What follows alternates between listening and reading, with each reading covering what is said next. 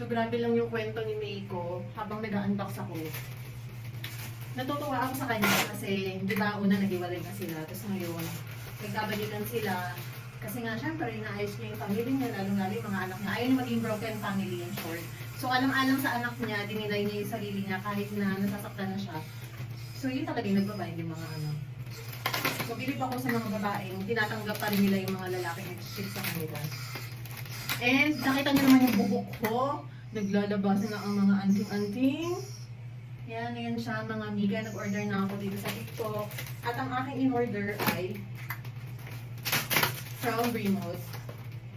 Ito ay, ano nga ito, honey tea? Basta alam ko honey tea yung in-order ko eh. Nakalimutan ko bigla eh.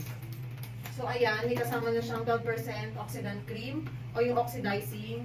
Then itong cocoa butter from Bremode. Alam ko nasa 100 lang to. Kung hindi ako nagkakamali. 100 something. Lalagay ko yung link dyan ng yellow basket nito. Tingnan nyo na lang muna yung hair kung naghihimutok.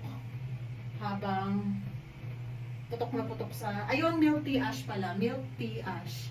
Kasi ang nilagay ko dito ay honey tea.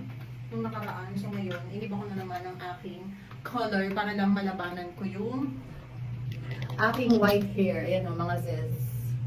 Laban na laban yan. Ayan o. Ang dami talaga niyan dito sis. Hindi ko na rin alam. Baka dahil nga tumatanda na ang mimasor nyo. Kaya ayan. For the hair color tayo later. Dahil kakatapos ko lang maglaba. Self naman. Diba? Laban na laban. Gusto ko na nga ipa-highlights na lang. Or gagawing ganyang gray. Kaso, inaalala ko, hindi naman na i-bleach. Eh, nasira nga itong buko, kakakulay, kaka-bleach. So, yun. Papakita ko sa inyo yung video nito after kong makulayan. So, tignan nyo na muna ang aking hair. Ayan, ayan siya. Ayan ang color niya before.